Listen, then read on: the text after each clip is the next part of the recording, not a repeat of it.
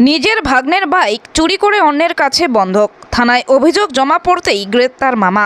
ময়নাগুড়িতে এই ঘটনায় হতবাক সকলে।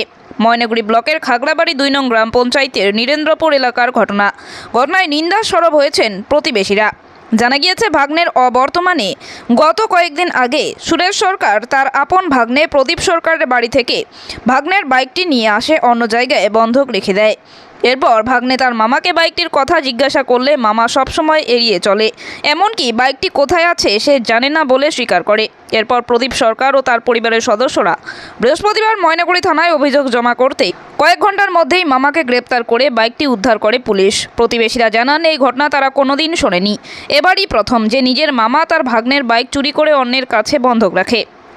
ভাগ্নে প্রদীপ সরকার জানান, আমি গুজরাটে কাজের উদ্দেশ্যে থাকি, বাড়ি ফিরতেই শুনি আমার বাইকটি মামা নিয়ে গেছে, কিন্তু মামাকে জিজ্ঞাসা করলে মামা সবসময় এড়িয়ে চলে। এরপর হঠাৎ একদিন অন্যের কাছে বাইকটি দেখে আমার সন্দেহ জাগে। এরপর আমি ময়নাগুড়ি থানায় আজকে অভিযোগ জানাতেই কয়েক ঘন্টার মধ্যে আমার বাইকটি উদ্ধার হয়, এতে আমি ভীষণ খুশি।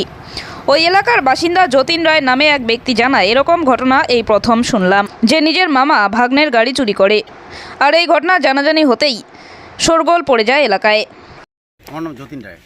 তো আপনি ওই এলাকার? হ্যাঁ, ওই এলাকারই। ওই এলাকার কে আপনি? আমি ওই এলাকার একজন বাসিন্দা। কি হয়েছে ঘটনাটা বলেন তো? ঘটনাটা হচ্ছে যে ছেলেটা গুজরাটে কাজ করে, তো কাজ করতে গিয়ে বাড়িতে বাইক কিনছে, বাইকটা রেখে দিয়ে গেছে কাজে। বাড়িতে চাবি ছিল ড্রয়ারের উপরে, ওর মা ছিল বাড়িতে, ছেলে তিন ছেলেই ছিল না। গাড়ি নিয়ে গিয়ে ও এখানে বিক্রি করে দেয়। কে নিয়ে গেল?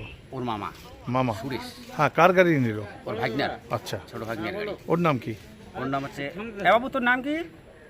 সরকার। কি নাম ভাগ্নার? প্রদীপ সরকার। আর মামার নাম কি? মামার নাম সুরেশ সরকার। তো হ্যাঁ, কি করছে পরে মামা? মামা গাড়িটা নিয়ে বন্ধক দিছে না, এখন বেঁচেই দিছে, কিন্তু কিছুদিন ধরে খোঁজাখুঁজি করা যাচ্ছে, গাড়িটা পাওয়া যাচ্ছে না। তারপর মামাকে বলা যাচ্ছে, তো মামা কিছুই উত্তর দিচ্ছে না, যে আছে আমি আইনে দেবো। তারপর আজকে কি করলেন? আজকে আমরা ডায়েরি করলাম, লিখিত ডায়েরি করলাম।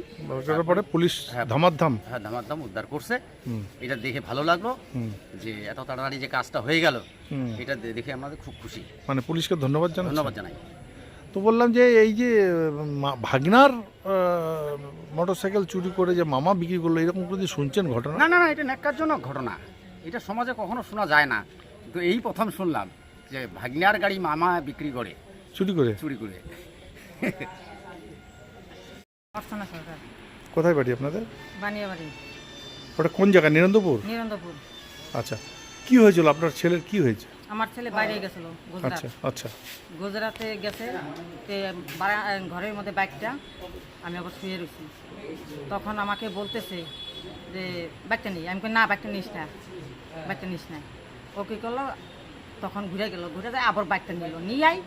তখন বাইকটা নিয়ে এলাম, তো আমি বের হইলাম। আমি কিরে বাইকটা দিয়ে যা তাই এখনই আসতেছি কইয়া বাইকটা বন্ধক দিছে না। কি করছে কয়েক, আমি বাইকটা ওদিকে রেখে। কতদিন থেকে পান না হয়? তাও মাসখানি। আমার ছেলেরা আসলো, আমি খবর দিলাম, ছেলেরা তারপরে আসলো মাসখানি। তো থানায় আজকে কেস করছিলেন? হ্যাঁ, আজকে। তারপরে পুলিশ কি করলো? আজকে উদ্ধার করে নিয়ে এসো। তো খুশি এখন? হ্যাঁ, আমি খুশি। আপনার নাম? অর্চনা সরকার। প্রদীপ সরকার। বলে কি হয়েছে তোমাদের? আমি তো বাড়িতে ছিলাম না, আমার একটা বাইক আছে, আমি বাড়িতে ছিলাম না, কাজে গেছিলাম গুজরাট। আমি বাড়িতে এসে দেখি মামা বাইকটা, বললাম মামা বাইকটা কোথায়? মামা বলতেছে জানি না। আমি বললাম কোথায় রাখছিস? বলে না কিছু। পরে হঠাৎ করে আমি একদিন দেখি অন্য একটা লোক চালাচ্ছে বাইকটা। তারপর মামাকে বললাম বাইকটা তুই একদিন নিয়ে গেছিস, কোথায় রাখলি? কিছু বলতেছে না। তারপরে আমি ওই বলতেছে না, আমি এই জন্য থানায় এসে কেস করলাম। কবে কেস করছো? আজকে। তারপর থানার থেকে লোক যায় আমার বাইকটা আমাকে উদ্ধার করে দিল। এই খুশিতে আমার খুশি হইলাম, বাইকটা আমাকে উদ্ধার করে দিল একদিনে। থানাকে কি ধন্যবাদ জানাচ্ছ? হ্যাঁ, থানাকে ধন্যবাদ জানাচ্ছি। বললাম যে এই বাইকটা কতদিন থেকে তোমার এটা নিখোঁজ ছিল, মানে মিসিং ছিল? 2 মাস থেকে। 2 মাস থেকে? হ্যাঁ। আচ্ছা, তোমার নাম? প্রদীপ সরকার। বাড়ি কোথায় তোমাদের? বাড়ি খুকশিয়া। খুকশিয়া কোন জায়গায়? নীরেন্দ্রপুর। তোমাদের গ্রাম পঞ্চায়েতের নাম কি? গ্রাম পঞ্চায়েতের নাম তো খাগড়াবাড়ি না।